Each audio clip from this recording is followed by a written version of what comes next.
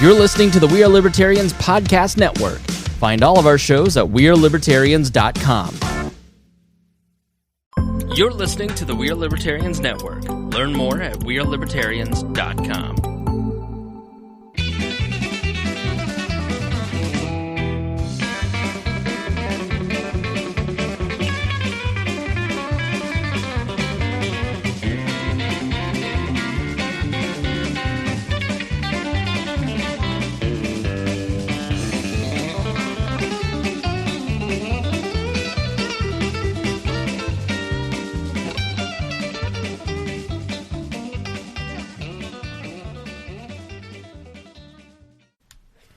Welcome to the Boss Hog of Liberty podcast on the We Are Libertarians Network. I am your host, Jeremiah Morrell. As always, I'm joined by our co-host, Dakota Davis. On my left, to my far left, this is backwards today for what we're going to have. To my hard left, my far left, I have Clay Morgan, our returning co-host. It's been a couple weeks, Clay, but you're back. Yes. And our show is about our lives in rural Indiana. It's a show about folks who are involved in politics. We promise that our episodes are going to be a fun and easy listen. We interview folks who are influencers, elected officials, political experts, and folks that we just find interesting. So I guess on the camera left, if you're watching on the live stream or on the YouTube later, is Mr. Darrin Jacobs, our token socialist. Welcome, Darrin. Just happy to be here. Glad to have you back. It's a return episode. I know it. How many return guests have you had? I think you are... Besides Tanner Purdue. Tanner's been on a couple times. I think Jesse Riddle's done a couple. My brother showed up last week halfway through, and then Kat and Agnos. So you're like you're in the top 5 of return guests. I'm glad to be back. So glad to be back. It's very... we're glad to have you, honestly. It's fun. We have a lot of fun. Normally, we have to mention Darrin's name within the first 5 minutes of the show, so now we have him in person. I think that should be part of the Boss Hog of Liberty drinking game. Yes. Drink every time Darrin's name's brought up. Yeah. Now, surprisingly, I thought Darrin was an alcoholic, but he's not. He just has the Diet Pepsi. That's all he's going with. We're live. We are live. It's not true. I never thought that. I apologize, Darrin. Thank you. Yes, thank you. That's so funny. Man, weekend recap. That's where we're going to start, right? Yeah. As usual, we're going to start in with our weekend recap and hit a couple of issues, but today I think we're just going to try to just take a crap over Darrin whenever we can. I appreciate it. Yeah, that's what I'm here for. This show today, we've got some stuff programmed. It's mostly going to be statewide things that we're going to be talking about, and some of the stuff that's been going on. And then we got a little pop quiz for Darrin that's going to come up. We haven't let him see what's on it, but we're going to have some fun with that and see where he really lands on the political spectrum, on the spectrum of sorts. So. Yep. And maybe we're going to get Clay to do it too. Yeah. Although Clay's been staring at it, so he hasn't. I haven't read it. I actually haven't read it. So over the weekend, Dakota and I did hang up a little bit on Friday. Yep, we had Friday night. The last episode. My brother showed up and he brought in a 22 for us to sight in on Saturday, and unfortunately, Friday carried on a little too long and a little too hard, and Saturday we just kind of called it a wash and said we're staying home. So we never did get down to VRA. Poisoned on Friday night. Yeah, I think it was the pizza that Chris Spangle brought. Yeah, I'm sure that's what it was. I think that's what it was. Yeah, it wasn't the Irish whiskey. It was it was the pizza. Yep. I didn't have the pizza. I was also poisoned, but I was poisoned by something else. So yeah. That's the way it goes. You're still on your diet? I am. Down 22, man. So it's wow. Yeah, down 22 since the 1st of September. The hardest part is I give out Jack's Donuts all the time for work. I go see customers, and usually my first appointment I bring in Jack's Donuts, and that is the toughest thing for me, is to not have one of those. Like, people have asked me, like, what's what is it? And that's the one.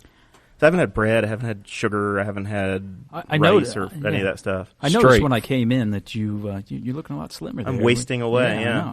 We've been trying to do kind of the similar type diet, so it's been a struggle. Same thing with the bread and the potatoes. You know? I mean, I'm trying to do the meat and the vegetables, and Sarah's doing it with me too. And the pasta is like driving her nuts, not having pasta and some of that stuff. That I've never really cared for it. So you don't have any cheat days? You just straight through? No, yeah, pretty much straight through. Like I think I had about the most cheating I'll do on it is I'll have like I might have some, like if I go to B-Dubs, I might not have the grilled chicken every time. I might have breaded chicken, but that's it. And otherwise, I'm pretty true to it. It stuck to it religiously. Like I had that really good new IPA that I found. Remember that? Yeah. And you wouldn't even take a sip of it. You're like, no, I can't do it. Last week, Kat was here and she brought coffee cake, and I had like a little crumb just to humor her. That was it. So, wow, yeah, that's the good job. That's the deal. That's not an easy thing to do. So so Dakota worked through a bottle of Jameson. Basically, is what we're saying. On I did cheat a little bit with that. It was not an entire bottle. The rest of a bottle. It was like half of a bottle. We did an Irish car bomb. I always do like those, and Guinness is a weakness of mine. So I think I had half a Guinness when I beat him in drinking Irish car bombs. There's no liberty in grilled chicken, said Corey Murphy. I love that. Yeah. It's just like skim milk, which is water lying about being milk. Yeah, and Kel McGuire is mentioning that I can drink vodka, and that's exactly what I've been doing is club soda, vodka, and lime. There have been more limes sold in the last month in Henry County than I think in the history. It's so funny. Yeah. I've never had so many limes in my house. Every time I show up, I bring a club couple. soda for that matter. Yeah. Or vodka. But club soda is like 50 cents for a 2-liter bottle. It's ridiculously cheap. So anyway, enough about that. I don't want this to sound like Beyond the Fork with Brett Bittner on the Weird Libertarians Network. This is the Boss Hog Liberty, and we have important things to discuss. That's right. Like I did make chili. Like the fact that I got to add a new bottle to my Jameson collection. That's right. You're up to about 42 now. I think I've got like 8 of them. Yeah, you got a bunch. And then I made chili for the crowd, because that's another thing I can eat, is I can have chili. No pasta in my chili, but I made it. So Dakota's supposed to tell us what he thought about it and how I would have placed at the, we did the big chili judging thing about a month ago. Yes. Yep. And actually, on that note, if you guys want it now. Sure. I have cards. Oh. For Mr. Davis and Mr. Morrell. I will get this to my father. On behalf of Victory Lane Camp. Awesome. Thank you very much. For your time well spent in the Chili Judge contest. I wasn't told that this would be a paid position, so this is amazing. It is. It is. Got paid in chili. Yes. So even for that, I was on the swing then, and I wasn't. I didn't do the crackers or anything. Oh yeah. Yeah, I was. Man, these are custom cards. Wow. Oh wow. Oh, the Cafe Royale gift card, $2,000. There you go. Man, a $2,000 Cafe Royale gift card each. Yeah, very cool. Are we going to spend it together? We probably should. It'd only be appropriate, right? Okay. You guys can have a little date. Well, it's. Oh my gosh! Other than Sarah, you have no idea what a quality time we have together. Have you ever had their Dark Knight mochas there? The coffee. I've always had the White Knight down there. Really? The white chocolate, yeah. Of course, that's not in the cards for me right now either, probably, because it's so good. Yeah, straight black coffee. That's you what can get a green tea. No. I would get coffee with a little cream. No, they have whipped cream, green tea there. Yeah, it's like a frappe, but it's like a green tea, and it is so good. It is incredible. I actually think I've had that before one time. It's love been a while back. Yeah, thing. I'm looking forward to visiting. I haven't been there since they moved, so it's. I've been there. They're on the wrong side of the road once or twice. In the morning, as I drive north on 3, it was easy to swing out on the right, but I got to cross traffic, and it's a whole thing. So it's good for the southbound cars, I suppose. That's right. But who's going south? Unless they're going to Spiceland, right? Well, that's the Draper one crowd. of the biggest employers in the county. It's more than camp. It's more. Thank you very much. That was it was awesome to be a part of that, and we it definitely wasn't necessary to do that, but we appreciate it very much. But we had a lot of fun doing it. We did. There's no. Well, there was some compliments. I was told, like I said, you guys helped me out. You made me look good. So, because I was in charge of getting the judges. So you made us look good. But they said thinking that we were good enough to go. Celebrity judges. But yeah, I think everybody had fun with it too, having you guys there. So very good. It was a lot of fun.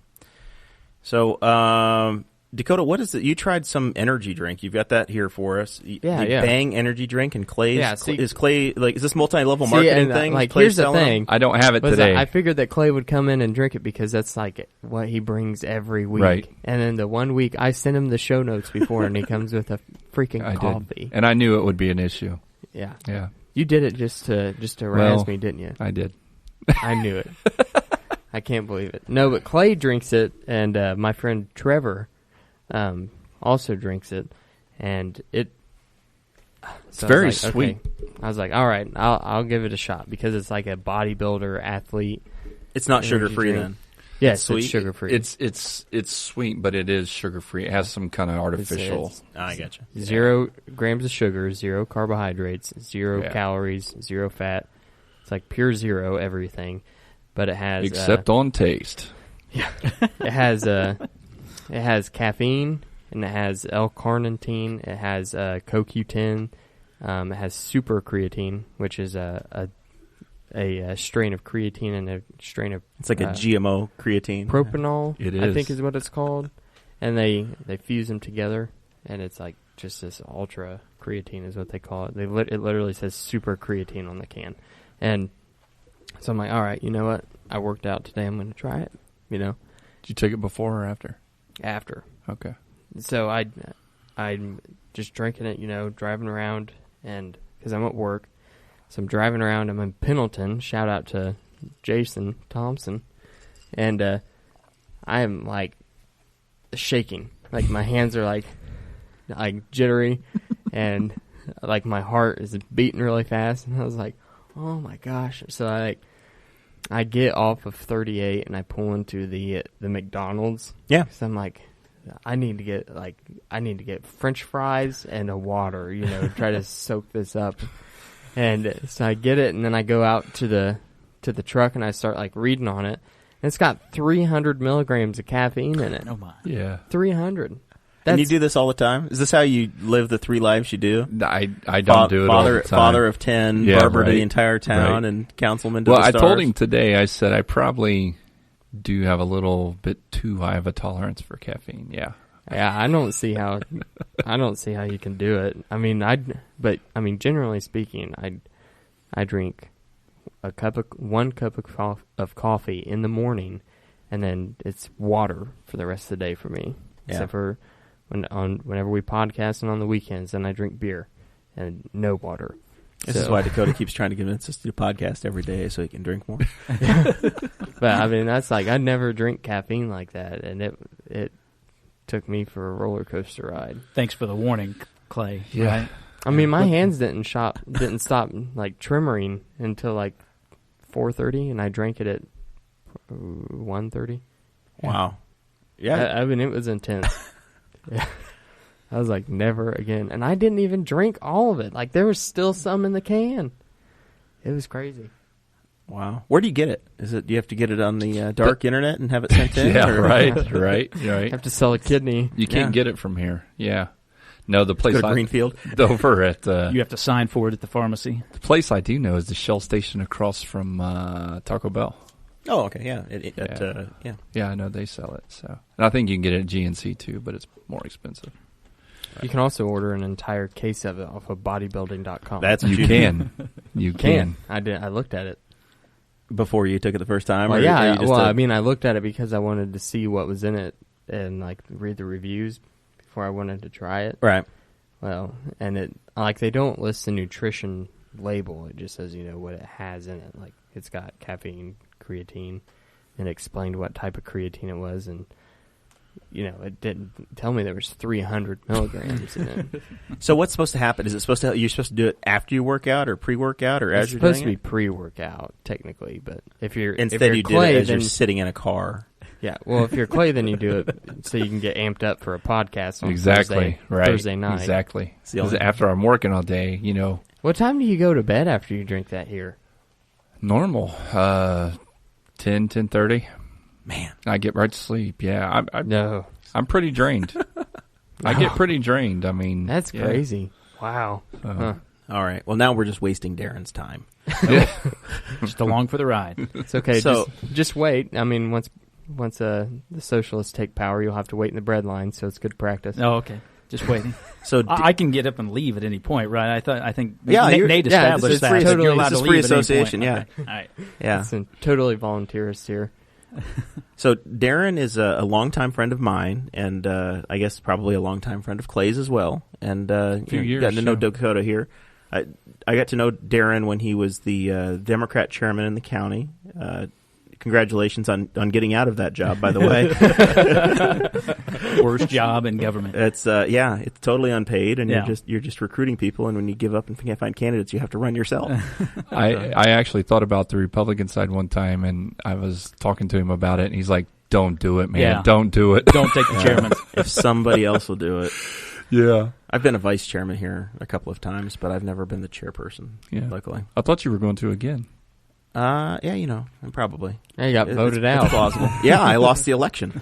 So I lose all kinds of elections. It's fine. Old Tanner Purdue came in and swept the rug out from underneath him. Yeah, that's the welcome to the Libertarian Party, where Tanner Purdue can defeat you just by saying, "That's got to make you feel bad." I like that job. It's yours, man. Congratulations. Everybody applaud Tanner. So Tanner, by the way, is doing the big show tonight. We are Libertarians. I saw that. If you're not on the, I got to turn Clay down. Yeah, he's popping hard. I'm usually. We had my brother over there last week in your chair, and that's my problem. Is we still got it cranked up for him. Things all messed up now. We're getting there. You should be feel comfortable. We'll take care of it. I'm just chilling. Yeah, that's all right. Yeah. So we called Darrin our token socialist because you were a Bernie guy in the last absolutely in the last cycle, and I guess you still are. Yeah, I was going to wear my Bernie shirt tonight, but I wore my NASA shirt. You stand by that decision, huh? Absolutely, still do. Yeah, yeah. Well, I would still vote for Bernie in comparison to Trump. I can. There's. I would vote for Trump before I voted for Bernie. Well, yeah, but neither one of them are going to be successful. Just to irritate neither one was going to get their stuff done. That's all it is. But it's. I don't know. I would take vote Bernie. for neither of them. Would you take Bernie with the Republican legislature and just have total gridlock? But then at least they. Yes, absolutely. I would. They almost have that now. Yeah. I mean, that's almost ideal government. Yeah, just complete gridlock. Just doesn't happen at all. Yeah. Now we have gridlock, and we have a one-party system, and we still have gridlock. I mean, correct. Listen, in Indiana, we got one-party government. The Republicans raised your taxes 45 times this last year, and I told Clay, I said, "What happened? The Republican Party in Indiana is now the tax and spend party." Yeah. And the Democrats were fighting against the tax fighting raise. against the tax raise. What's up? Yeah, I mean, so y'all just trade jerseys is what happens. Some really good conservative folk, right? Right. Well, I think we had that conversation in the barbershop. Right. Today, exactly. And what's so funny about it is I think some of this stuff just proves that. I hate to say this because but it just proves sometimes it's like a game. It's like, well, you want it, so we don't. Mm-hmm. And I'm like, give me a break. Yeah. Anyways. Yeah, and it's also some of it, I will concede, as the pragmatic libertarian in the room, some of it's actually having to govern as well, where you have to, Oh, there is. You have to deal with some of the issues, and sometimes if you... I don't know. I'm looking at your test compared to mine, and... I haven't taken the test yet. This isn't yours? No. Whose is that? That was here. I don't know. Is that Joe Peavy's? No, that's got to be Rex Bell or Jesse Riddle. I'm not sure who took that one. Some libertarian that's much more pure than I am. Although I'm probably up near the top of it as well. We are getting ready to take the world's smallest political quiz from the Advocate. So I'm going to give. Darrin has not seen this yet, unless he's looked at it online. Nope, I haven't seen it. I have taken many of these though before. This is the gold standard. This is something that the libertarians use quite a bit on at outreach booths and those sorts of deals. And it's basically 5 personal questions and 5 economic issue questions.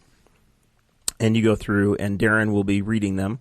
And we'll kind of do it along so that the listeners can listen along, Darrin. And you're basically going to agree, maybe agree, or disagree with each of these statements. The first one is a personal question. It's not like personal, like, are you reading where do you live? Yeah, I'll read it. I'll read it to the audience. Okay. It says, government should not censor speech, press, the media, or the internet. No, and Darrin's going to say if he agrees, maybe agrees, or disagrees. I agree with that. Hey, look at that. Very libertarian of him. The military service should be voluntary. There should be no draft. Here's where... this sounds like a maybe. Well, I could see where that there's some kind of service. It's black and white. Like a mandatory service. He's going to put us in the AmeriCorps. Whether it's AmeriCorps, something like that, where everybody spends a year doing some kind of service. I'm going to say you think the government should force that upon 18-year-olds? I think that this question is actually specifically talking about it is the military. Draft. Yeah, all right. There should be no draft. So I'm going to answer the question. Military service should be voluntary. There should be no draft. I'm going to disagree. Okay. That's it. Darrin Jacobs wants to reinstitute the draft. I will reinstitute the draft. All right. I'm too old to be drafted now, so it's okay. I mean, it's all about you. This is all about Dakota. Hey, thanks, Darrin. Yeah. I think I'm too old now, too. 34 is pretty questionable.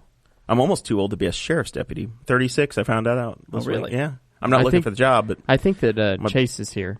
You need to go check on him? Let him in? I'm pretty sure that I heard him come up the stairs. There should be no laws regarding sex between consenting adults. Did you think your night was going to go here tonight, Darrin? That's all right. All right. So there should be no laws regarding sex between consenting adults. Consenting adults. So I will agree that there should be no laws regarding sex between consenting adults. All right. Very good.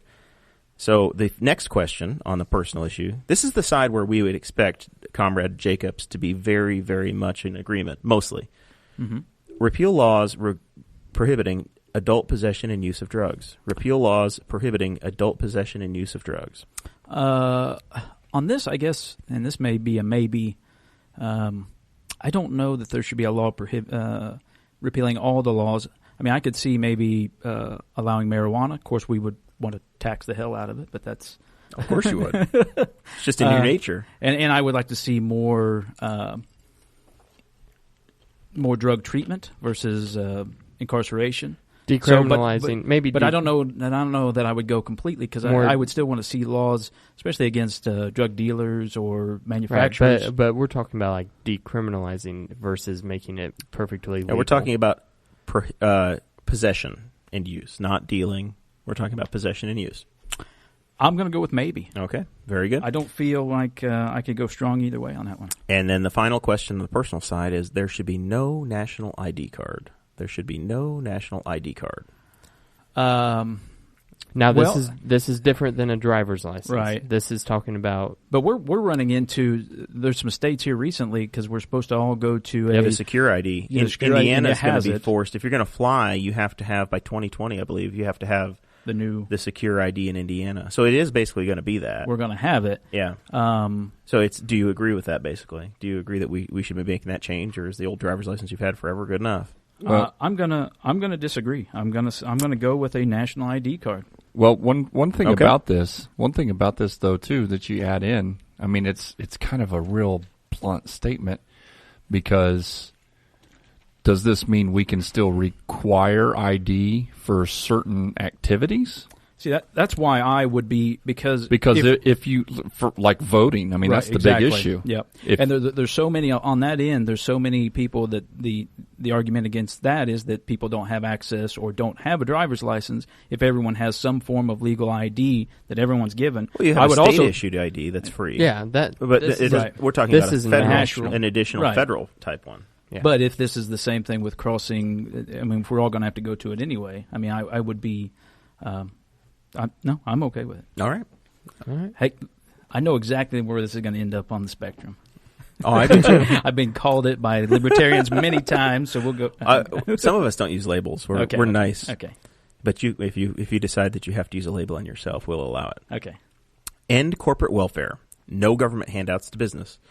Agree, maybe agree, or disagree. We're into the economic issues. So I think this is too small, because these, I feel like there's too many of these that are kind of, as far as corporate welfare, I mean, I would agree that I think that there's a lot of subsidies into areas that don't need it just because they lobby. They have good enough lobbyists.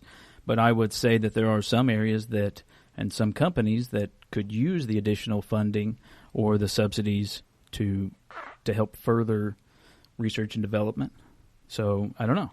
In corporate welfare, no government handouts to business. I'll go with agree on this. Okay. End government barriers to international free trade. End government barriers to international free trade. Agree, maybe agree, or disagree. So that's NAFTA. That is, the TPP. That's a number of the different tariffs that are in place for protectionism of different industries. Right. And again, here we go with the. I would be in favor of free trade, but the question is always: is it fair trade? Both ways, right? I mean, that's the. But with just the question is before us to end, I'd agree. Okay, all right. Let people control their own retirement, i.e., privatize Social Security. That's a disagree on that. Oh. That was an easy one. Shocking. Shocking. Replace government welfare with private charity. Clay's quiet over there, but he's taking the quiz. We'll see. We'll see how Clay comes out. But we tweaked him over there a second ago. There are some, there's some what ifs and discussion points here too. But I don't know if you want to get into that. But my answer to that one's disagree. You disagree? Big surprise there too. You don't trust people to give things away. You have to steal it from them, and then you can give it away. Redistribute. Yes. And the last question is going to be an easy one, too. Cut taxes and government spending by 50% or more. It doesn't say local county government, which you work for. It says just government spending. I'm going to disagree with that as well. Okay. You probably need to increase taxes and increase government spending because it's for the common good. Absolutely. Yeah. I'm for, in Henry County, usually I'm probably the only guy in the room who would ever say, raise taxes. Let's go. Oh my God! There's another guy in the room that's voted for it. Yeah. At least I've never voted for it, but that's so you got to figure this. So you're gonna take your numbers here. Okay. And it looks to me like on the personal side, Darrin scored a 50, and he scored a 40 on the economic, and we'll plot that on the liberal. You're gonna be right here on this line here, and you're gonna be a 40 over here. You are, congratulations, a centrist. Wow. You're not a statist, big government guy. I'm disappointed. Yeah, Darrin Jacobs he's leaning towards statist. Well, he's close. Now what we need him to do is sign the card, and we're going to leave that in the museum here as well. Unless Darrin needs to take it home, we're going to have him sign it, and that's going to go up. Well, I'm very disappointed. I was hoping to go for big government liberal statist. And centrist, boy. Man, yeah. You may never get a chance to be the chairman of the Democrat Party again with this kind of record. They may take my cards away. At some fairs, we'd try to pretend you're a libertarian and sign you up. So how did you get this? So it's a plot chart here. It's a grid here. Yeah. So your personal right there, 70, you go to 70, and then on your economic, you go to the 80. Wow. Okay. Yeah. So where's Mr. We got a surprise here. What is he? Is he a lefty? No. I like the little laugh. I am in the libertarian scale. Really? Yeah. Well, look at that. I got to see this. He's actually pretty high up in the libertarian scale. Is he higher than Dakota? I mean, he's not as pure as whoever this is. Did you take it, Jeremiah? Let me take it real quick. It's been a while. I think I'm a 90 or so. I was a 90. The only thing I had a maybe on possession of and use of drugs because I don't necessarily agree with like meth and heroin. Right. I'm more of the Austin Peterson type libertarian that says it's not okay to sell heroin to 5-year-olds. I think this is a little bit too specific. It's vague. Well, yeah. Well, it's going to be. Right. It's going to be vague. Yeah, it's very vague. It doesn't give enough nuance. I am a 90-10. 100% on the personal side and 90% on the economic side. Yeah, but you know how to vote on it, though. Well, no, it's I took it again, and I gave myself a medium on the international free trade because I think Darrin does have a point that on some points we need to have fair trade. And I put maybe with government welfare replaced with private charity. No, I think you're just not very charitable on tax day. You've been stolen from all year long. I truly do think that we would have a private way of taking care of that. Once again, it's not a tomorrow thing, but we'd get there. I think we could get there eventually, but this is saying replace government welfare with private charity. Like it's saying like all of a sudden we have no more government welfare. Boom. It's all taken away. And it's up to private charities and churches that are diminished down to nothing in today's society. Well, wait till Darrin makes him start paying property taxes. And then we really won't have any churches for the private charity. Thanks, Darrin. I think that churches should pay property taxes too, just like everybody else. I agree. It should be nothing. But you know who else agrees with us? Tom Saunders. Yeah, he's pretty consistently been in the. Does Tom Saunders agree with me or agree with you? Because I think they should. That the churches should pay property tax. I think they should pay as much as what I think everybody else should pay, which should be zero. Yeah, I've talked to Tom about it, and a couple of years ago, actually, he talked to me about it all the way back when you and I first met at his page day. Yeah, that was in 2011, early 2011, or probably. It was real early on. I think it was. You were running for. Had you even announced for Newcastle yet? That day really inspired me to do it. So that's what got me started. So I remember my first impression of Clay because we were in Richard Murdoch's office Yeah. Of all places to be. The treasurer's office. Yeah. Instead of the He state was of state Indiana. treasurer. And Clay was asking about, you asked him a question about Sharia law. Yeah. And I turned around and I'm like, who is this guy asking about Sharia law in Indiana? Yep. Because he was foreshadowing Roy Moore, who thinks we have it in Indiana. Because That's what he your next said. senator he was from Alabama. He was running for senator. He was getting ready to run for senator. He was going to beat U.S. Dick Lugar. senator. Yes. And the Lugar Slayer. At that time, there was this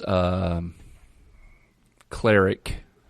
I forget his name now, but he was on Fox News, and he was getting ready to host this big rally at the White House to convince that Sharia law is what we needed in the United States over our republic or democratic republic constitution. It was a better way. And so that he was actually making a point like this is unironically. So that was kind of a hot button thing at that time. On the far right Republican primary, I'm sure it was. Since he was going to go to the Senate, I was like, hey, what do you think about this? So I wanted to let him know that I knew he was running. Yeah, of course. You have the inside information. I thought, who is this guy from rural Henry County who is worried about the government being overthrown by... That's right. By the Islamic extremists in Indiana. These dang Muslims coming here with their Sharia. Man. So Darrin is looking tan tonight. Yeah. He's looking well rested. Of course, you have the 4-day work weeks anyway. But it helps. But they do make you start work at 7 in the morning, which seems cruel and inhumane. But and work till 5. Yeah. Ouch. But so you took a cruise. So we just went on a vacation. Yeah, my family and I've got a 13-year-old son and a 9-year-old daughter, and we hadn't been on vacation in 4 years. So we had been kicking around going to Disney, and my wife was kind of interested in doing a cruise, so we compromised and we did both, and we had a good time. Compromised by doing both. Now, see, I've been trying. That's something they would do in Congress. We'll pass both laws. Trying really hard. Yeah. Okay. Well, we'll give you your tax increase and to take their freedom away. No problem at all. That's right. Thanks, Patriot Act. Yeah. Did you get touched on the airplane? I mean, did you get groped by the blue gloves of freedom? We drove. I didn't want to fly United. I didn't trust how would that. You never know if you're going to hit a goose or something else goes terribly wrong. So yeah, we drove through the South. I didn't feel safe the whole way through. So. Yeah, they could practically see the little D beside your name. Yeah, had to scrape off the Obama bumper sticker before we get going. The Bernie bumper sticker on the other side, scrape them off. Slap on a Confederate flag. And I was going to say, went 80 miles an hour. You put a wrap on the car with the 2 Dale Jr. stickers and a case of Budweiser in the back, and he was safe. That's how he got through Georgia. Did you add the General Lee horn? Yeah. Yeah. I think I was talking to someone the other day, talking about, I think it was Connorsville, and there was a rodeo down there, and somebody said that these people had, the people there had gotten dressed up. I said, it's Connorsville. I was like, getting dressed up means wearing your pair of Wrangler jeans that doesn't have the tobacco ring in the back pocket, and you put on your Dale Earnhardt shirt that doesn't have the sleeves cut off. Honestly, I'm wearing my Indianapolis Motor Speedway shirt right now, and my nice pair of Wranglers that don't have too many belt loops ripped out.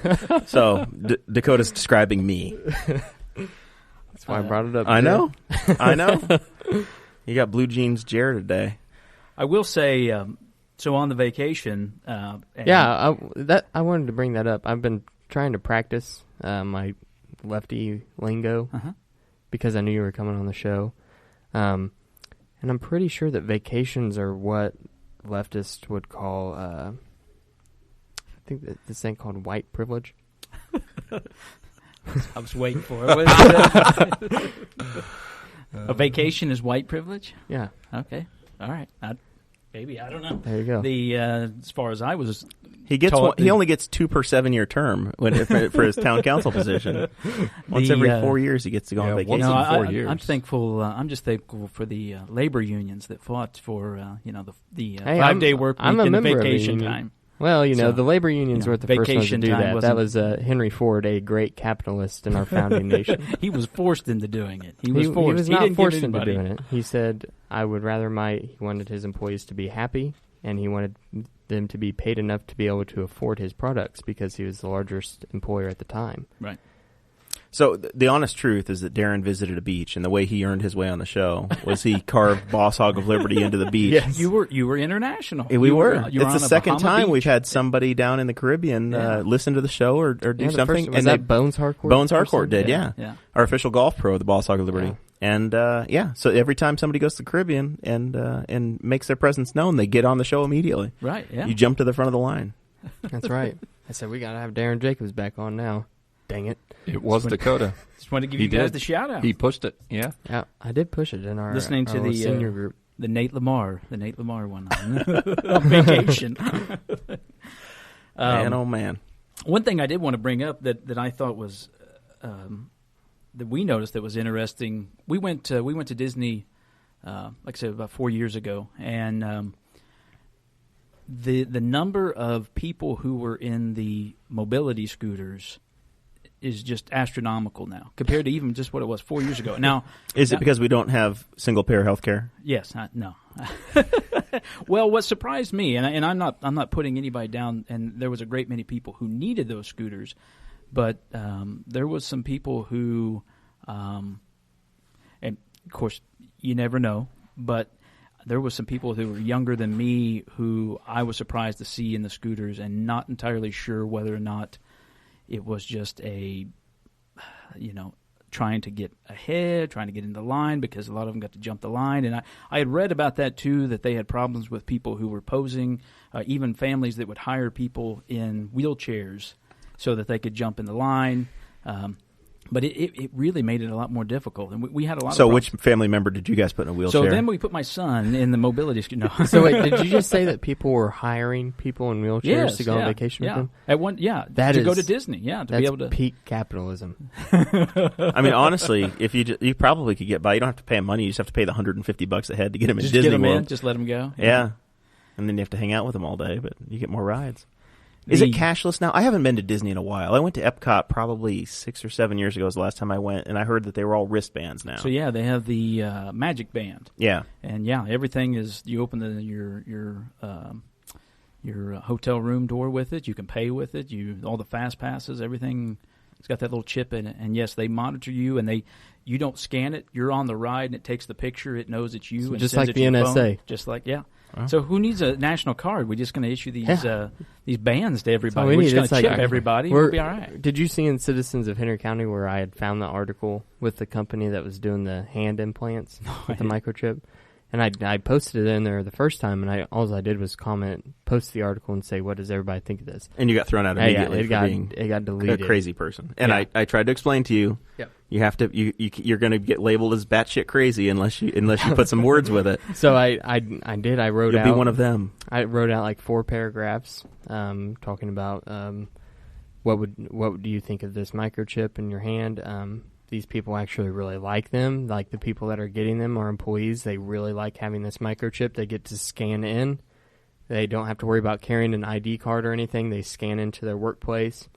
So like where I work, I have to take out my wallet and scan the badge, and the gate opens. In this case, I would just put my hand out the window, and they have vending machines in their workplace, and they can just put their hand up to the vending machine, and it'll dispense, and that money is taken from their taken off their paycheck for the next week. So like instead of like carrying your cash with you and putting it in the vending machine, you just put your hand in front of it and you get the chips. Like you've got it on your phone now. Most phones have RFID in them. I'm not sure I'm committed enough to let somebody stick that in either of my hands. So I was like, a tattoo last week was questionable enough to talk about, let alone a little grain of rice transmitter. A few years ago, I saw it. I don't know if the companies are related or not, but it was a company in Sweden. I think. Yeah, it's like really popular in Sweden now. It first happened out there, yeah. Yeah, and that was like 5 years ago, and it's like caught on super rapidly there. And like they're not forcing these people. They're not saying you have to get this, otherwise you can't be an employee here. They're just saying, hey, we have this new technology. If you want to utilize it, the company nurse will do it for you. And so I brought up the question. I said I have always been adamant I would never do that because I always thought that it would have been the government that would have been making us get the microchips, and they would be spying on us through them. But I'm like, with a private company, what would you do? And it was like immediately like, this is the mark of the beast. The end is near, and the rapture is coming, and it just gets out of hand so quickly. What's amazing about the whole thing is it just shows you how far technologies came, and that technology is here to do certain things, even though we're not there yet. Yeah, as a society as a whole, like. So did Darrin? Indiana is definitely not ready. Did Darrin take the other side of this? Is this the big Facebook debate that you guys had, or something else? No, that was something else. This is a different thing. What did you guys get into? What do you think about the microchip? So, well, I guess my question would be, I mean, with your point, I mean, if your employer requires you to carry a card, and I could see where they would easily be able to put a chip or track that. So if you're carrying that card, your ID with you. I know other factories have done the same thing where you can use your card to buy out of the vending machine so you don't carry cash. So I guess my question would be, what would be the difference then? I mean, if they're already, and at that point, if they're requiring, saying, Dakota, you must have this ID on you to work for us. Yeah. Come on in, man. We got a seat over here for you. Got one of our major listeners walking in the door here. Playing's nice. Yeah, it's big time. Nobody will be able to hear you, so we have to ignore you, Chase. But we got a studio audience again tonight. That's right. First one in a while. It's free association, though. If you work there, you can choose to do that. But taking that stance that, and I think I would be with you as far as if it was ordered that everyone be chipped, or then I would probably be. But that's where I go full Ron Swanson and find a cabin in the woods. But if you decide to carry that card or do whatever with an employer, then I guess that's your decision. But like I said, it just immediately turned into it being like the rapture was happening tomorrow because people were getting implants in their hands. It's your favorite place on the internet, man. But isn't that maybe that's a difference between people have a very and rightfully so have a very strong feeling about what happens with their body, versus if you made it if they tell you you're going to carry this phone, but it puts a 30-foot Oh, no. He's destructive. We're not live anymore. And they put a 30-foot ring around you where they can monitor you at all times. Yeah. What is the difference other than, it's putting something in your body? Is that the bigger... I think that's the issue. People are... And we have to think of our geographical location. We're in rural... You're in the Bible Belt. Yeah, we're in Henry County, Indiana. An old steel town. Like, that's where we are. And it's... Stainless steel. People are terrified of. People are uncomfortable with the fact that they know people that have tattoos in this county. Still, I mean, it's 2017. Look at you. You got one showing there, man. Yeah, it's ugly, man. You rule bender. But I mean, that's where we've come, and it's not changing here. Like, it's you can go to places like where I was today. I'm in downtown Carmel today, and it felt like walking in Portland, Oregon, or Seattle, Washington. You know what I mean? Like it's that big of a difference. I think if you had tried to light up in Carmel today, you would have been tackled by 14 police officers. If you tried to light up in Carmel, in Portland, they would have done it with you. Yeah, little different crowd. I think it depends on what you're smoking. Yeah, right? Yeah. Either way, I think they're oppressive in Carmel. Carmel might be on your side of the fence there with banning smoking in all of their city. They've got the most liberal Republican mayor, I think, in the state, though, don't they? Yeah, he's the ultimate tax and spend Republican. Yes. They've got them in so much debt. How'd I get drawn into Aaron Dickens' fight? I was waiting for the reaction to that. That was perfect. Of course, there you go again. I told Aaron, go for it if that's what you think, if that's how you feel, And it sounds like they reached some kind of a settlement on that, so that's good. Yeah, they realized they passed something 20 years ago and they could move on. Hey, wait a minute. This ordinance starts with a 2. Yeah. Hey, speaking of that, I wanted to... So everybody's learning. If you're on the show, you bring gifts to the host. Bring a gift, and I didn't think I would have brought one of my old campaign signs. We'll hook you up at some point and get you in here. But the earlier you bring one in, the better chance you have of being photographed with it. But this is actually This isn't my labor. I'm using someone else's labor, right? Amazing. This is Aaron Dickin created this, but I brought this to you guys. Oh, brilliant! We talked about the West Wing, the Bartlett for America, and that I've got the Martin Sheen haircut, courtesy of MVP Barbershop. Yes, and so there you go. Yeah, I sent a screenshot of this to Aaron probably like a year ago, and or maybe a little less than that. But this was on the first season of the West Wing. There was like just a few seconds of a couple of different episodes where this was hanging, and I found one screenshot of it and sent it to him, and he reproduced it. He reproduced it. Probably illegally. It's hard to tell if that's Charlie Sheen or Emilio Estevez. There, it's just they all look so close to me. We will get that on the wall. I've never seen West Wing. You're going to have to work on that. It is truly a great show. It's it's ultimately for Darrin because it's the ultimate liberal president, but it is Aaron Sorkin is fantastic. And Darrin, last time he was here, got me hooked on the West Wing podcast, and I've probably listened to 2 seasons of that. I've backed off a little bit now, but I listen because they just did one with Martin Sheen. Did they? It was like 2 episodes ago. It's great. How's the MS? Is he okay? The choice between the best Democrat president on TV, whether it's Frank Underwood or Jed Bartlett, I guess I'd have to go with Jed Bartlett on that one. Interesting. Did Jed Bartlett kill people? No. Well, I don't know. Somebody could argue that, right? Sent troops into harm's way. He did. He started he's a Democrat, wars. So he's probably pro-abortion. And he got a secretary killed on the show too. Yeah. So I mean, there were some deaths. Just keep glazing right over that. We'll just keep going. But we did have a debate on Facebook in a group, didn't we? Very short debate. It was too late in the night, and Clay hit it right on the head when he said. This is going back to when we played at Saved Games. Yeah. And Clay and myself and Sarah played. Agenda, yes, the political game down there that Travis has been trying to get us to play forever. Yeah. So we finally went down and played it, and I gave a ringing endorsement of Darrin and his public utility in Spiceland.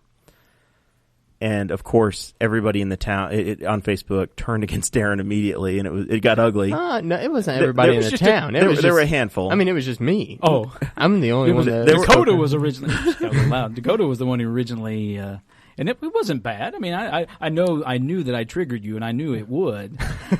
but you write back 3 paragraphs. It's 10:00 at night, and so you win. I concede. Good night, Dakota. Was just like whatever. I'm too old to be fighting on Facebook. Then that one dude, he chimes in. And he's like, whenever Darrin Jacobs is involved, he's only got himself in the heart of the interest. He doesn't care about other people. And I'm like, hold on a minute here. Like, this is not the intent of anything.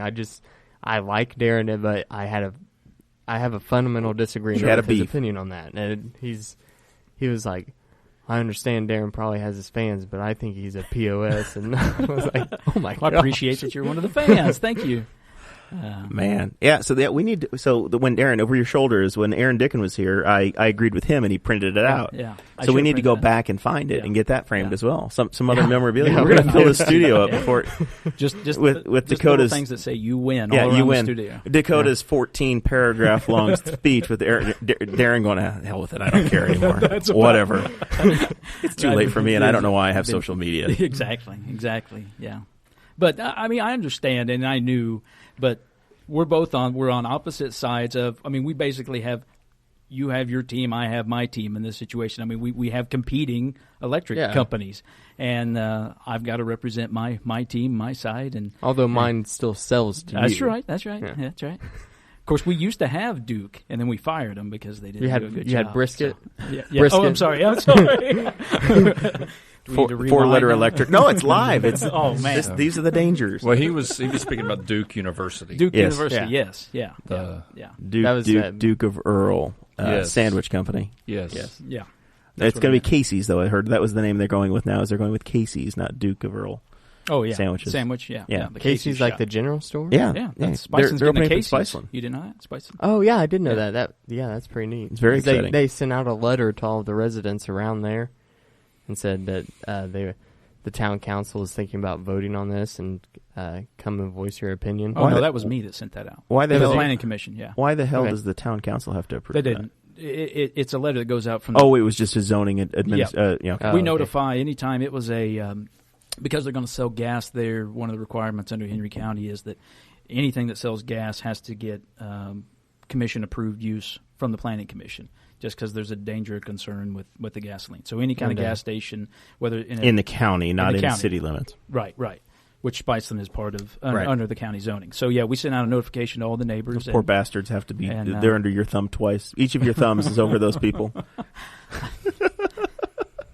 I think I try to serve just one on each side. I try to serve the residents of Spiceland as best I can. And that's all I can say. They're also going to serve warm beer there, right? They're going to sell it. I would assume they would, yeah, and they can't sell it cold. And if the Libertarians get their way, they will be able to sell it cold and on Sundays. And see, what's the cold thing? Well, they can't sell it cold because it's not a restaurant. Or an actual liquor store. It's a convenience store, similar to Walmart or Kroger, and I actually kind of got excited at first because I thought, there's going to be cold beer in town, and I was thinking. But and my wife was the one who reminded me. I just drink Pepsi. That's all I drink. Yeah. But my wife reminded me that it couldn't be sold, but they can sell Apple products. Did you know that? So, the Mad Dog 2020, the Boone's Farm, which is actually all Apple. Because that's a wine. You can sell cold wine. Isn't that crazy? Yeah, that's like Kroger has their little corner in there has the hard cider, the chilled hard cider. The hard cider can be sold cold. These are the rules. But they're going to work. Casey's on it. is going to have a soft serve ice cream machine. So.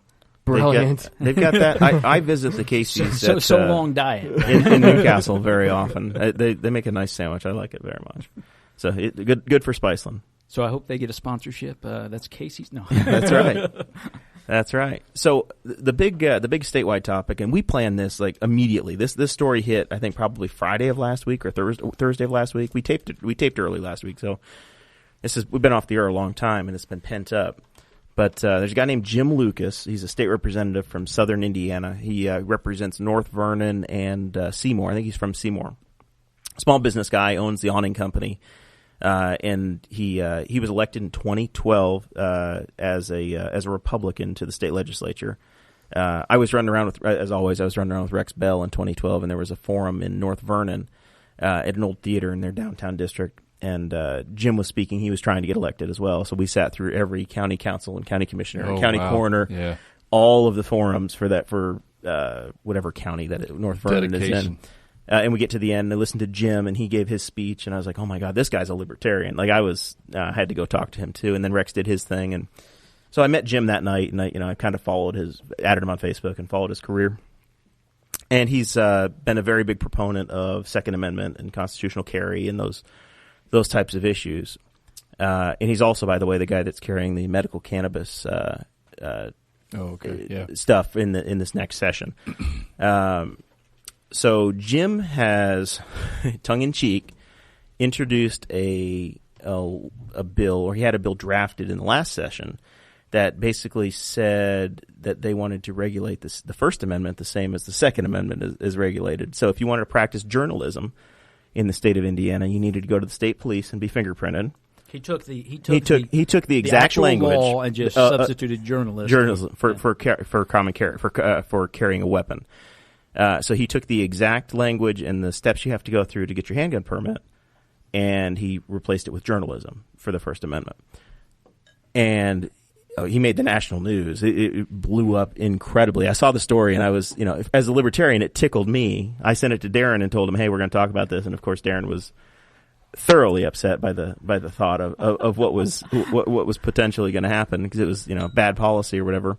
Obviously, you would never want to enact this, but it struck me. So it points out the hypocrisy, as your friend Ann Delaney would say on Indiana Week in Review. And he has a valid, and I said we're going to do the gun episode, and I said I'm kind of a blue dog when it comes to the gun rights. I mean, I probably side more along the libertarian side when it comes to gun rights. My issue with this wasn't the argument or the discussion he wanted to have; it was how he was going to have it. And thought it was just in poor taste. It was in poor taste, and to quote one of the reporters from the Brisket Gazette, who said on your Facebook page. He's on here next week, by the way. Is he? Kevin is, yes. Yeah. He said, what an ass hat. And I was like, I can't like this enough. To me, and not only was it just about the way he was doing it, but it was a not too veiled attempt to bully the Indianapolis Star. I mean, that's what it started with. He was not happy with the coverage that he was getting with the Indianapolis Star. Well, he did it right after Trump had tweeted out about the mainstream media. I'm like, that's all we need is another Trump. And it was right. And you know what the scary thing is that you have the person who's supposed to be the leader of the free world, right? And I defend Trump in a lot of issues. A little too much for my taste. I mean, I take that upon myself. I will defend Trump if he needs defending because I think he's done some good things and he has some good ideas. A lot of them, no, absolutely not. I mean, quite frankly, the majority of them probably not. But if you stay here too long, you're going to get lost in like a whole. Yeah. Well, I mean, I'm just saying. Like, no, I know what you mean.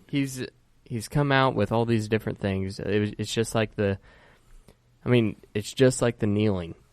The leader of the free world is calling for people to be fired for protesting. Right.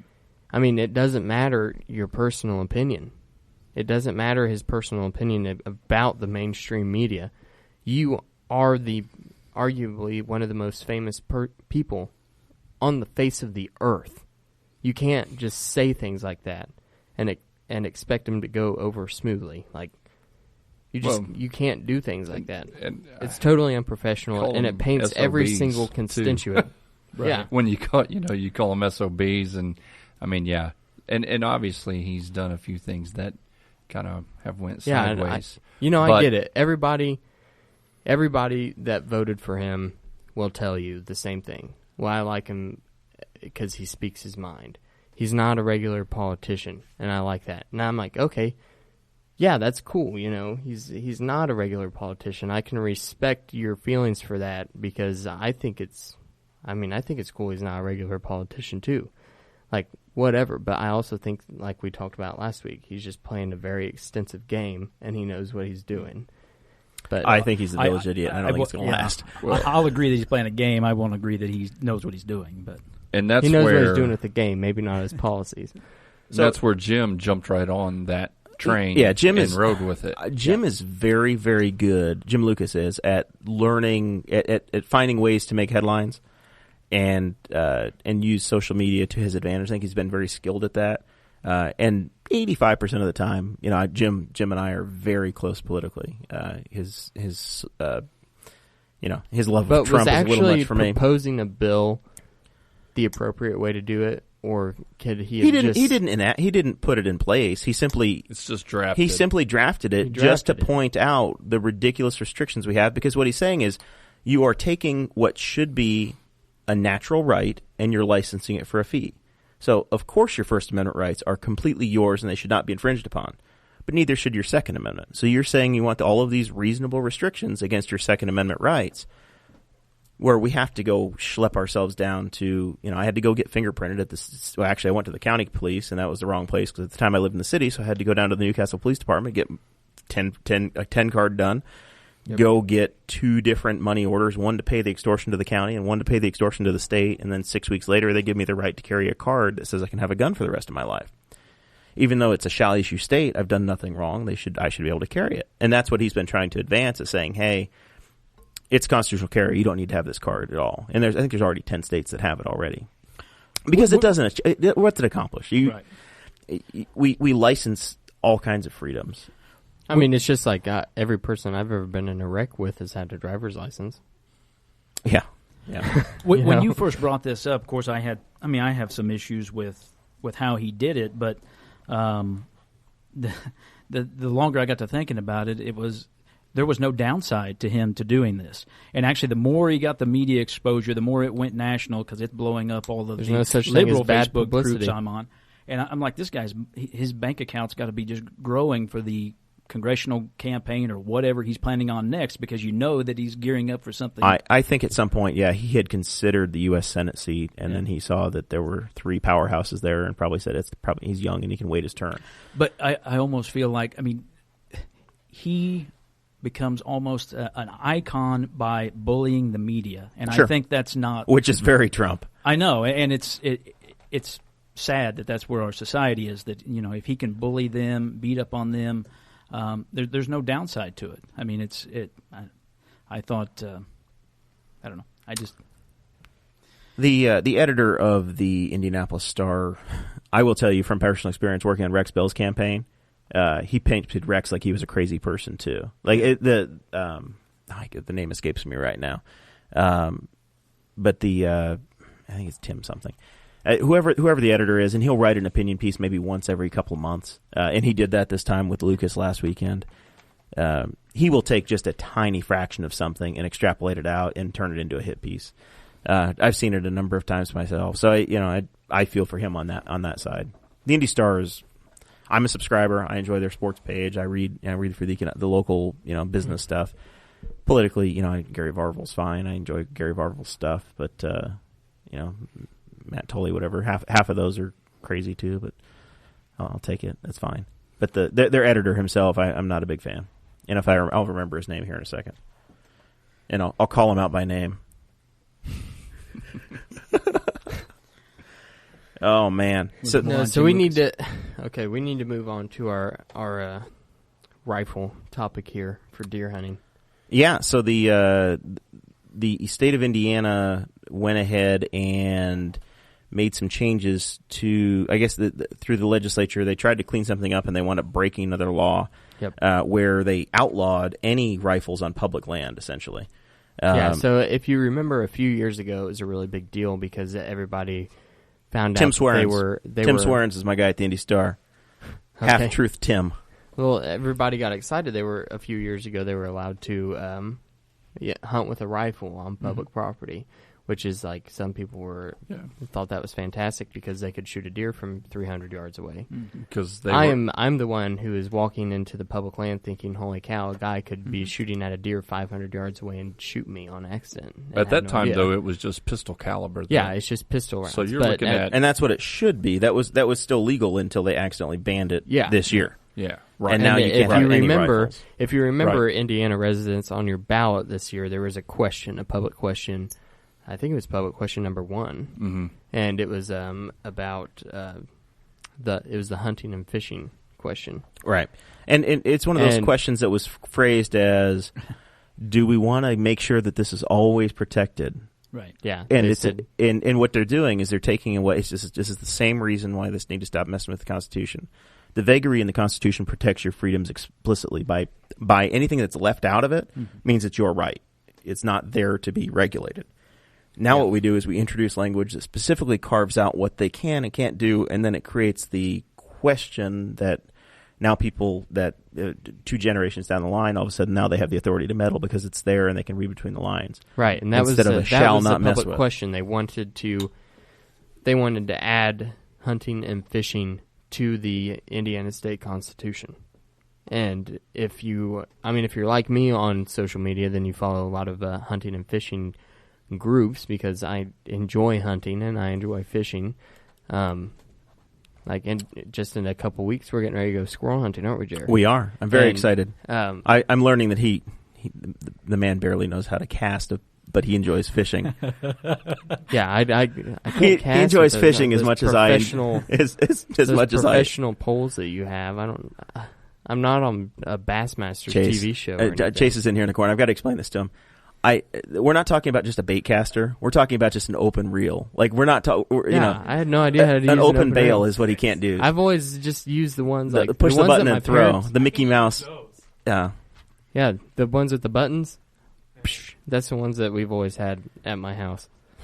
Never had an open reel. But I love hunting and fishing. But really, take this test. Yeah. Anyway, continue. But it's going to be just as bad when he takes me squirrel hunting. I've literally we'll get into that in a minute. But this will be my very first time. So he'll be able to ridicule me too.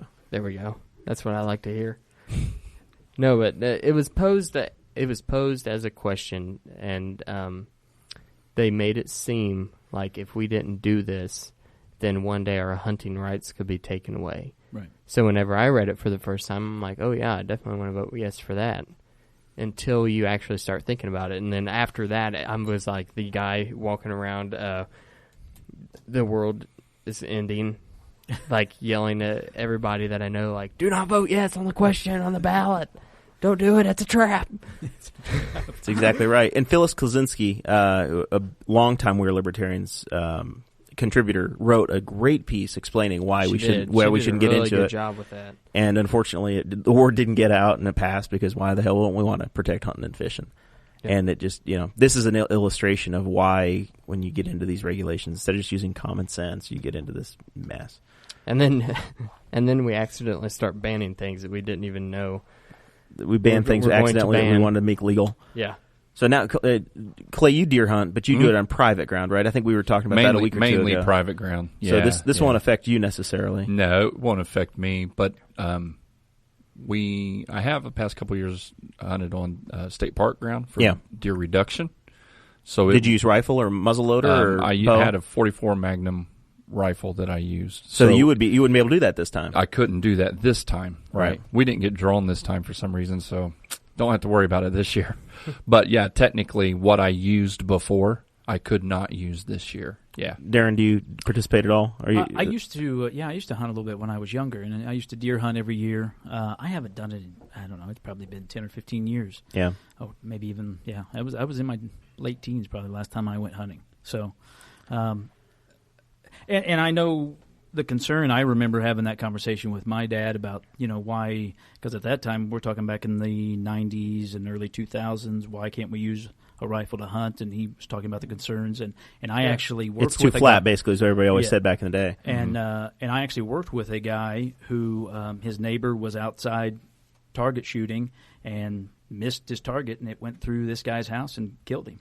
In his house, I mean, rifles are no joke. Knowing where that bullet's going to go, that was what Dad always expressed. Yeah, that's why I'm so nervous. Serious, like, we were talking about going squirrel hunting. We originally had it sketched on the calendar that we were going to go on Saturday. Yeah, this week. And I didn't think about it, but all the campgrounds and everything, they're open still this weekend. Yeah. And that public hunting ground is very close to where the campgrounds are, and I can remember one of the older gentlemen that we camped with down there, Ray, was talking to me, and he's like, yeah, you better be careful with your 22 out there, because with how flat, and we're on top of a hill here, and it's flat on top of this hill, but then it just goes down, and he said that 22 round could easily travel almost a mile. Yeah. He said, I bet that thing could make it to the lake. And that is terrifying to me. Like, if I'm shooting up in the air towards a squirrel in the tree, and then all of a sudden it comes down and just hits some innocent person on a boat. That's the worst. If it's anything like my golf game, though, it's going to hit a tree very quickly. Yeah. I mean, the chances are very slim, but why would you want to even take the chance? Of course.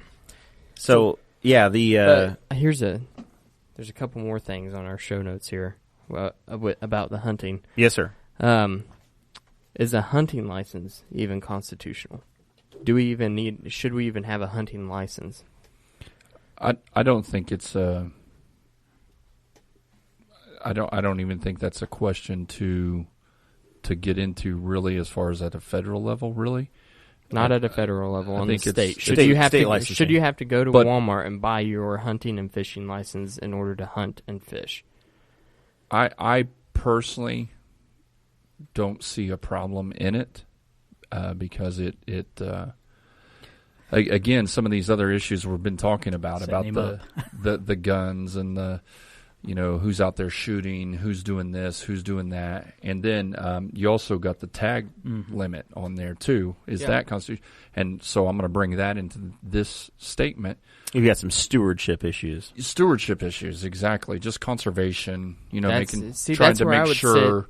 So as a body of citizens, like we're here in Indiana, so the body of citizens for the state of Indiana can decide these issues in how they manage their game and how they manage their hunting and fishing. No, I was actually hoping that Jeremiah would take that and try to say no, that we shouldn't have any kind of licensing. No, actually, I take people fishing. I took Brett Bittner fishing and Chris Spangle fishing last year, and I made both of them actually get a fishing license, a day license or an annual license. And Spangle, by God, was the one guy that we actually were out there on the White River, and the DNR came up and made us show our life vests and our fishing licenses for the. So he was. They are serious about it too. Yeah. Oh yeah. It's the first time I've never had somebody ask me before. I was like, hey man, you should get it. Yes. I've never had somebody ask me, but I don't want them taking all of my stuff because they will steal from me. They will take everything I have. Yep. So please have it. My father-in-law is the chaplain for the state of Indiana for the DNR. Yeah. Really? Yeah. That's cool. So we know a lot of those guys, and they take it legit. Super guys. But yeah, they take it very seriously. So so that and he had it and we showed it and we moved on. I would agree wholeheartedly with hunting licenses, fishing licenses, and tag limits on public on property. The fishing side. I do support them because it pays for your restocking. You know, in a river, maybe that's not as big of a deal. But if you're dealing with a reservoir and you want, if you participate in like walleye fishing, all of the walleye that come in Indiana come from Brookville Reservoir, and then they come out every year. And there's a team of people that go out and they harvest the walleye, and they take the eggs and make a little walleye batter.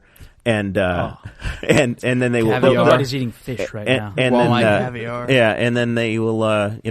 They'll raise the fingerlings, and then they'll release them in Prairie Creek and in Blue River and in different places. Cool. So the walleye that you catch at not Big Blue River, at Summit Lake, which is the Big Blue where it's impounded, those are from Brookville. They started there and they're all stocked. So they stock them every year and they monitor it and they go through and deal with that. Cool. I didn't know that. So that's a conservation effort that you're paying for. So the $15 or $20 you pay is what actually makes sure that you have that in the public grounds. It's a reasonable user fee. On the hunting side too, isn't there some similar, like the turkey that are around here? It was basically they were hunted out to the point that there wasn't anything around here, and what we've got now has been released. Yep. And that's why you have to pay for it. If you have a fishing license, then you have to get a trout stamp. Trout are something that are stocked, so they will take those and put them in the. Is that where you get a trout tattoo on your lower back? That's something different. A trout stamp. Yes. Yeah. Oh, and you were talking about Clay's dad jokes. That's the worst one yet. Dakota's got a bright future in dad jokes, apparently. I will say, so the best moment as far as jokes on this show was when you had Aaron Dickin on, and you asked what was the toughest part to eat, or you were talking about eating an elephant. And you said what was the toughest part, or what was it? Now I'm saying it wrong. Yeah. What was the least tender part? And he said the heart. Yeah. How dare he come on this show and says the best joke wasn't from one of us? Right? It was from the other token Democrat we've had on. It's got to be Aaron. Now we're gonna have to wait to have you on until the next time you go to the Bahamas. Yeah. Another 4 years. I hope you go soon. Wow. What is that saying? I think we should just clip that little soundbite there hope he goes Jeremiah soon. Telling Darrin, "I hope you go soon." It's like Rush Limbaugh and Obama. I hope he fails. Right.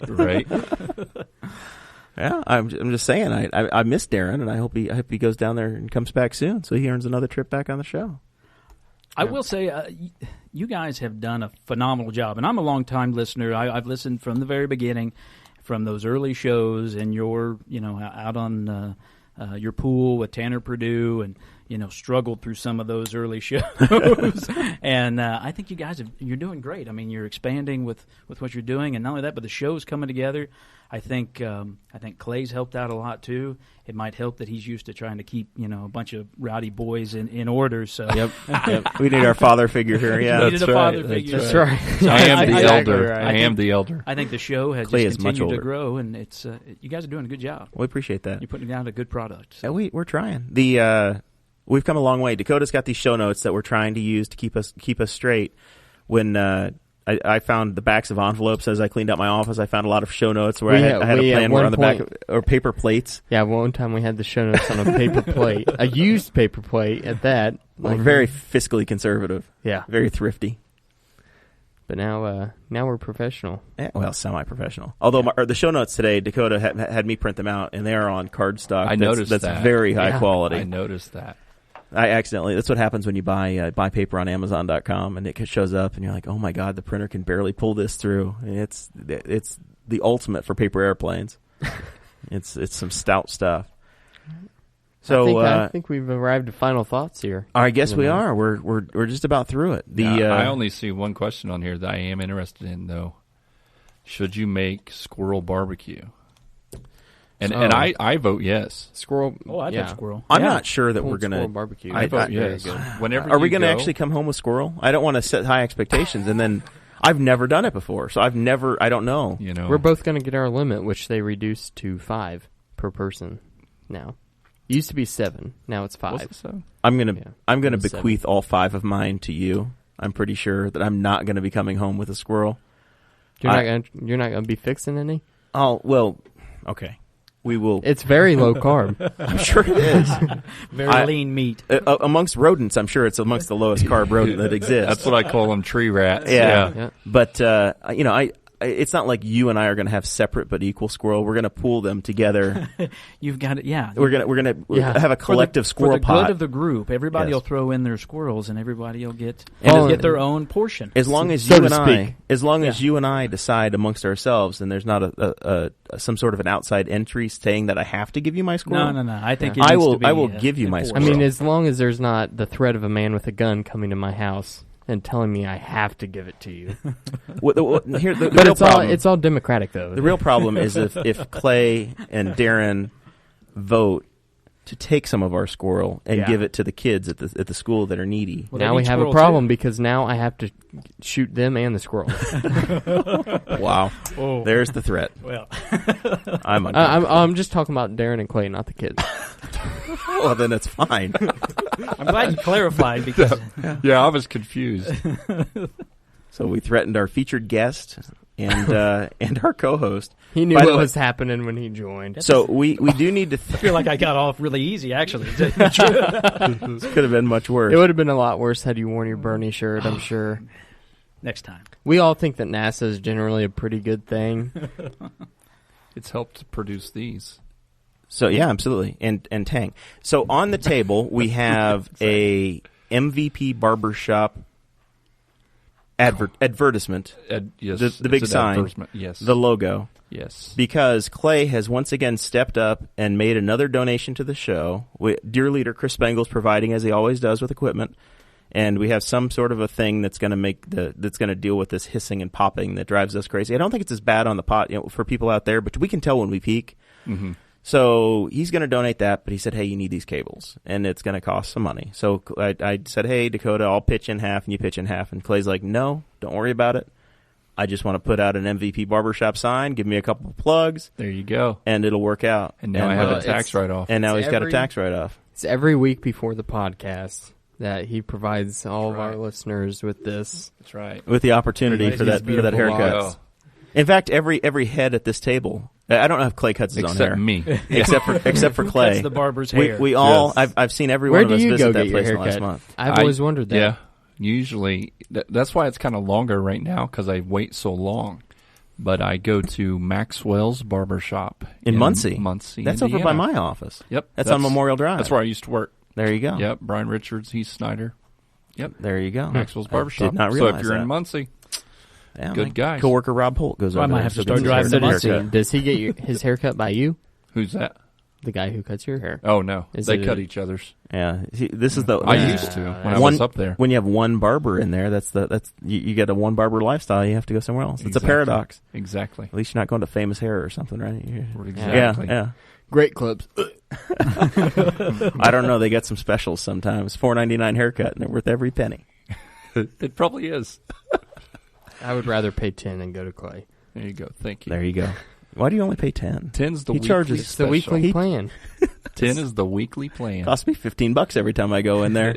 It does. And I have to listen to 30 minutes of Glenn Beck. If you went in today there was a comedy show on. When he comes in. Just tune it out. I just tune it out. He's forced. I was happy there was cartoons on the other day when I came in. I look in and see if there's any kids in there. I'm like, okay, it's safe to go in. No Glenn Beck today. Well, the last time I went in, Darrin had just gone in the shop, and he snuck in front of me. Yeah. And it was just the three of us in there, and I said, well, the hell with I'm leaving. I got in the door, it was Darrin, and I was like, I'm out. And then I just started taking pictures and making Darrin uncomfortable. Darren's probably going to request that I pay for his haircut. Yeah. Just 40% of it. Yeah. Oh, well. So, yeah, did Tanner Purdue make it in, by the way? He was asking me on Wednesday. He didn't, but when because today I actually had a very slow day, so I took off a couple times because it just got so stir crazy. Yeah. But then I looked at my phone and I noticed he tried to call me on Messenger. Oh, yeah. Yeah, he's my one friend that'll call on Messenger. Yeah. Enjoy that. Yeah. So I imagine it was because he was wondering if I was open or something. He was asking on Wednesday. He was trying to get to be good looking for the show tonight. He did the big We Are Libertarians tonight. So, yeah. Big, a lot of content on the We Are Libertarians Network today. We got the 2 shows there and ours here. So we got final thoughts now? Yeah, I think we're at that point. Darrin, you're the featured guest. What you got anything to plug? I know y'all just had your Jefferson Jackson Day dinner where I don't know, you talked about how great of a libertarian Thomas Jefferson used to be, and talked about the war criminal Andrew Jackson. I actually wasn't at I was. Oh, you were out of state. Yeah, we were still on vacation. And you didn't make the big unveiling of the economic the plan at the RMC. I wasn't there either. for that either. No, man, I don't. You picked a good week to leave the county. All the major things you've been building towards are just not happening. I had. I don't have anything to plug, but I had something that waiting for this show, this came up in my news feed, and I wanted to bring it up to you guys to see what you thought. So, yeah. All right. So this was from the Daily Kosh. The Daily Kos. Yes. Very familiar with that rag. And this is talking about Representative Tim Walberg. He's from, I think it's Michigan, held a town hall in his district. And although he had several crotchety supporters in the audience, he did take a few questions from constituents who were less than thrilled with his track record, particularly with his inept response, or lack thereof, to Donald Trump's reckless tweeting and poor leadership. During the question and answer period, one attendee described how angry she is with President Trump's tweets. Representative Walberg responded, "I can't control his tweets. I have to answer to his tweets. I don't like to answer to some of those tweets. In all honesty, but I'm not the president. I can do what I'm supposed to do, so that's what we're going to do. And those of you that think that those are impeachable offenses for tweets, come on, get a life, get a life, get a life." One of the audience members yelled, "Did you just tell us to get a life?" "I did," he responded, "I did." So it's in-person shit posting going on at a town hall. So, yeah, exactly. And so I guess my question is, number one, I mean, I do think that people are taking heat for President Trump, and that not necessarily called for. Nobody can control what he's doing. Is this guy an incumbent Republican, or is he a Democrat? This is a Republican, yeah. And I've looked him up. This is not somebody who I would support, and I probably would have been in the audience yelling back at him. But my question is him saying to these people to get a life. I mean, they're asking questions. They're asking questions that maybe that he has no control over. I think the part that pushed him over to say get a life was when they started screaming that he should impeach Trump over his tweets. Right. So it was the idea of, get a life. That's not going to happen. It's not an impeachable offense. So did he cross the line? Did get a life? Did that cross the line of as an elected official? Did he take it too far? Or I mean, it's easy to sit back here and look at this as I'm sitting behind a microphone and listening to this story and go, yeah, he took that way too far. He shouldn't have ever told his constituents that he needed to get a life because they were voicing an opinion to him. I mean, that's a really easy thing to say, but at the same time, I don't know how I would react to people screaming at me and yelling at me to do things that I have no power to do. Well, and that's my point, though, is that in our day-to-day lives, I mean, especially, you deal with, I guess we can talk about Brisket Electric Company, and there are times when people's electric is out, and they want it back on right now. Yeah, and the mayor, Yeah, and you will get yelled, and sometimes people will get rude with you. And we've gotten to this point that for some reason we feel like it's okay for the constituents to get rude. It's okay if I call in the customer service rep for Verizon for me to get rude with them. It's okay for me if my McDonald's order gets mad to storm in and throw the McDonald's at somebody and that we expect that those employees to try to be professional, you to be professional if someone's upset about the electric being out, or the Verizon rep to be professional, or in this case, the elected official. But at some point, it seems like it's out of balance. It's if the general public feels the need to be able to attack but we expect that these people to stay always professional and to never slip up and say something. I don't know. What's your opinion? That's what I try to tell people. If you're mad at your local government, or if you're mad at government, then go to a city council meeting and go to a county council meeting and don't even say anything. Just sit there. Just sit there, watch them talk after the meeting. And it's after that moment that people like the mayor and people like Aaron Dickin and Clay stop becoming, like we talked about earlier, just avatars. They stop becoming like these people that are just characters in our mind that aren't human. Because that's what we've come to, is these people aren't actually people. Right. Yeah. They're just you have that access at your local meetings, though. You don't necessarily. That's the most access you're going to have to that congressman. But see, when he comes to your town hall. Here's the thing: if the people that are in the county government, if you can sit there and realize these are just humans, the same as I am a human, and I shouldn't get angry at them, until they do something that actually physically provokes me. There's a video. Then you can realize that your congressman or your senator or your president is a human person. Right. You can look this up and watch the video. And, up until that point, the representative was, again, he was saying things that I wouldn't agree with, but I felt, the audience is booing, cheering, hissing. There's one point which a guy who's closest to the camera, the representative talks about repealing and replacing Obamacare, and this guy gets so physically upset that his legs go up in the air and he stomps them down, and he is enraged. And the representative knew who this guy was. He says, calm down, Tim, before you blow a gasket or something, and continues on. Right. And, this was a crowd that was not they were trying to elicit a response from him. It's all a matter of your personality, right? Is that the way? If I was serving as a congressman, is that the way I would react? Probably not. Dakota and I had this conversation earlier. I don't get that angry because when you let somebody else get you angry, you're giving them power over you. That's kind of the way I look at it. So I'm generally pretty low key, and I'll be more conversational. Some people are just hotheads too, and I don't know how that fellow is. I've always viewed that anger is a waste of emotion, because you can be happy. You can be joyous, you can be sad, but the moment that you become angry is whenever your mental clarity and even your physical clarity is just so blurred. You become you can't make decisions. I become blinded if I get mad, and it's like instant regret. After that, so It's just any situation where I can see myself start to get mad, I instantly try to stop that and go the other way, because I think it's a total waste of time and energy. Councilman? No, I'm just sitting here listening, taking it all in. At some point, he's going to be running for Congress, so he has to reserve the right to be a dick to the crowd. No, I think, what you guys said pretty much sums it up. It's just that we've reached a point now where we've created such an angry mess, and it's both. You can find it on both sides, where we've got this. I thought we were supposed to say all three sides. Well, all three sides, yes. All sides of that coin. All sides. He's going to serve another 1 week suspension from the show is what's going to happen. You're going to miss the Kevin Green episode. There's so much tension. Everybody wants to attack somebody. And to be quite honest, I said this through the whole 2016 election.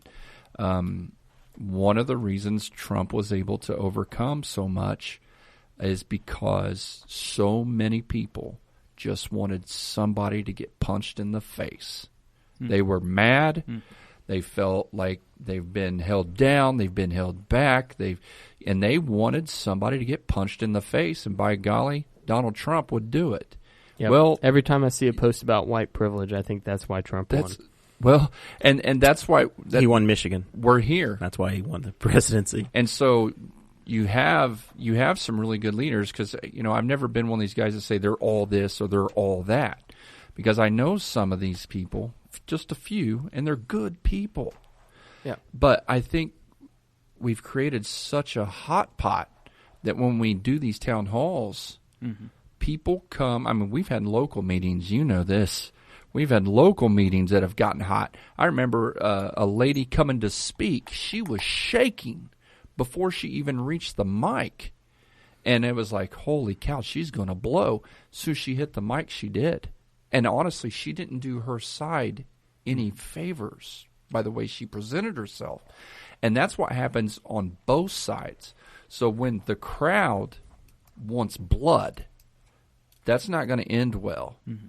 And then at the same time, the elected official is expected to be not human and perfect.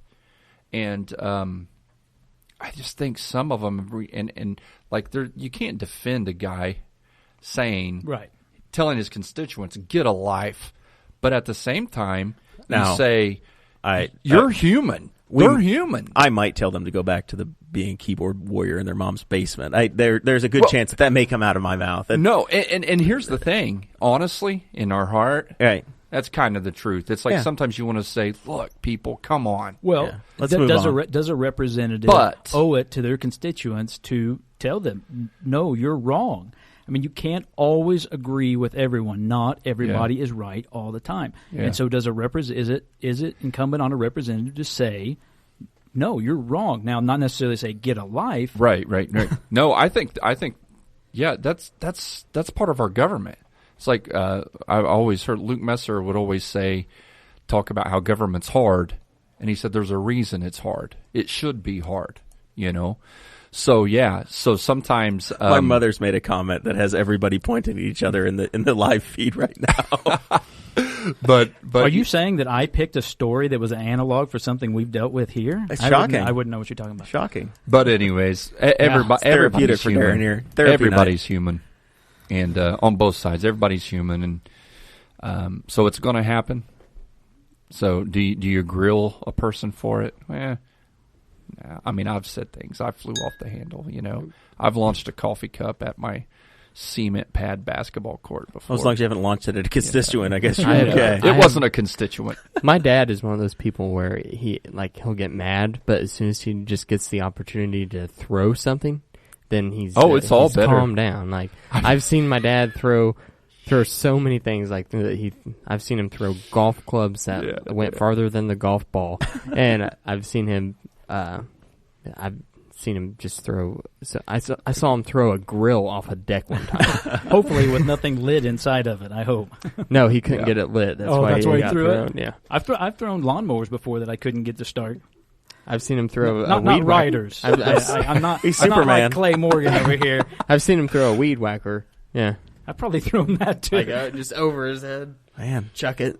Oh yeah. Anyways. All right. Well, thanks for bringing that up. That was fun. Yeah. It's therapeutic. It's going to cost you $50 an hour next time. The only other thing, I don't have anything else to plug, but I thought this was funny. I'm watching a show on Netflix called Mind Hunters. Oh yeah, I've been wanting to watch that. And it's set in the 70s, and it's about the FBI. It's a fictional story about how they started to see patterns in serial killers and started to be able to... It's about them developing the term serial killer. Yep, yeah. and being able to profile and talking to serial killers. And at one point, one of the characters says, Richard Nixon is a sociopath. And the other guy says, how does a sociopath become president? And the other character said, the better question today is, how does someone become president without being a sociopath? So I thought it was very apt. Yeah, that's pretty good. I like that.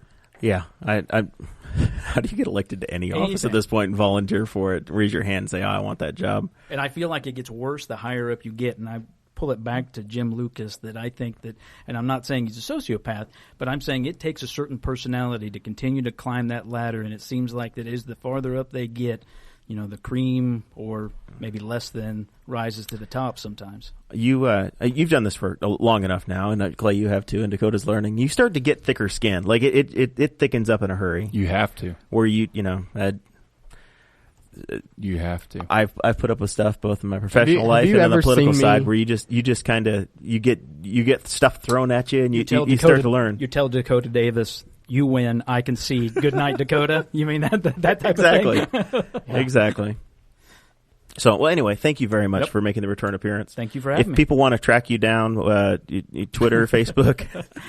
I did install the Facebook app back on my phone, so it's on there. If they want to go, I don't know that I'll necessarily friend you. Now I can debate you all night long. Yeah, right? but I do have there's a Darrin Jacobs for Spiceland. There's a campaign page if you want to. There we go. For when you finally have to run for re-election. If we want to catch you at a town council meeting, how often do y'all meet down there? When does the Spiceland Town Council meet? We meet the first Wednesday of every month. First Wednesday. 6 so o'clock. Maybe we'll go down there one night and check out one of their meetings. Yeah. So you guys meet at 6 o'clock? 6 o'clock. So people can actually be there, or that's a reasonable time for a working guy. I think it has more to do with the council members being there. Oh, gotcha. Okay. See, if you want to see Clay, you have to take it because work and go check out his meetings. In Spiceland, they would rather have people who are actual contributing people who have day jobs be on their council. Not just retired people. Dakota with the baby boomer hate I didn't tonight. even know I was opening up that can of worms, but you've opened up so many cans, like they're just littered everywhere over behind you. Well, we'll turn Darren's mic off now for the balance of the show. Yeah. All right. Good. Otherwise, it's going to go on for another 3 hours. It's kind of nice that the camera only catches the back of my head and not my face. Yeah, we're gonna have to. When the checks keep pouring in, we're going to get the Mevo and have the full screen, and we can switch back and forth and have the multi-camera angles. There you go. Yeah, and you can see Clay go. All right, so Clay, yes, you took a week off last week because of my 4-H commitments. I forced the show onto a Wednesday night because we had the 4-H junior leaders, so that conflicted with you, and I apologize for that. But you're back. Worries. Yeah. So what's going on in the world over there? You got the MVP barbershop. You guys got a big council meeting coming up again. Anything else we need to plug? The only thing coming up is we will vote on the budget next council meeting. So you're still leaning yes? Yeah, right now, yeah. I'm 75% satisfied with what we've done. So rough start, rough couple months. I was wondering how it was going to go, but when we actually sat down and cut through some things, it turned out pretty well. So good. Yeah. Awesome. Well, thank you for being on as always, and thank you for your generous donation this week. We'll have improved audio quality coming your way, folks. So we appreciate it very much. Dakota, what you got? I don't think I have a lot to plug this week. To be honest with you. All right. I'm just glad that I was able to get everything off my chest with Darrin Jacobs. You're going to have to hug it out, bro, after this. Are we good? Yeah, we're good now. All right, we're good now. Till next time. Until the next utility crisis. I'm just glad that he didn't wear his Bernie shirt. Otherwise, we'd still be bitter. I might have had to throw in something. I don't know. Yeah, your Austin Peterson jersey is, it's my bracelet. It's Team Elephant my now. Austin Peterson, it says AP4LP, and then it's hanging on the rearview mirror of my truck.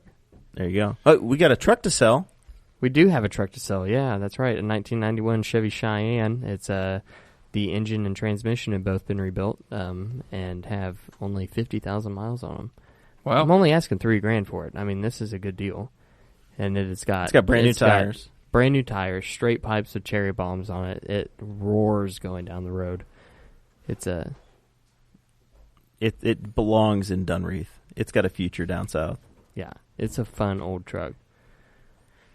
All right. Well, if you want to get up with Dakota on that, Dakota at Boss Hog or Liberty, or message the page. And I've do thrown have it something to plug. Here he goes. I have something to plug here. No, I'm just kidding. Go on. Yep. That's my co-host. How far would you have gotten if I wouldn't have called you back? That's it. That's the way it goes. Hey, wait, I think I hear Travis White coming in. Yeah, Travis. Here comes hour. the extra hour of the show. Yeah. Oh, well. We appreciate Dakota as always. Spangle tried to steal him away from me this week, but we negotiated it back. So we got Dakota. We re-upped. It's too much work to move out of the studio, so we're here no matter what. Yeah. We are going to take Thanksgiving week off. We've decided that for sure. We're going to give everybody a break from us. Dakota's going to be off checking out the 50th state, and Clay and I just don't want to move all this crap into one of our houses to do another show, so we're going to take the week off because Dakota still has not given me a key yet. I personally want to thank everybody. This platform is crazy for us. It's fun. I'm amazed at the people that listen, and we get comments, and I don't want to sound like Mike Pence and say that we're humbled by it, but it's it's really, really a neat platform, and yeah, it's awesome. Dakota and I both growing up had this, I grew up listening to Mike Pence on the radio and Rush Limbaugh and G. Gordon Liddy after he got out of jail. Anybody on AM radio being a homeschooled kid, out working on in the barns and there wasn't cable TV, so radio was a big medium for me. Listening to Dave Wilson on WIBC, those sorts of things. So having this platform for me is it's a really neat thing. And then for Dakota as well, he's much younger, so he wanted a YouTube channel. Welcome to this millennium. So he's got that too. So it's amazing how this has come together in 6 months for us. So we had last episode was 25, big celebratory episode, and we're well over 1,000 people that we're reaching every episode between the YouTube, the Facebook, and the actual podcast feed. So appreciate all of it, and we're looking forward to much more. So we'll catch everybody next week. We got Kevin Green of the Courier-Times, and also Dakota Clay, wedding DJ. And he's the wedding DJ. Oh. I'm preparing a list of songs that I'm demanding to be played. As am I. Yes, as you should, because you're writing the check. So we'll catch y'all next week. We'll catch y'all next week. Thank you for listening to the We're Libertarians Network. Get our other shows at We'reLibertarians.com.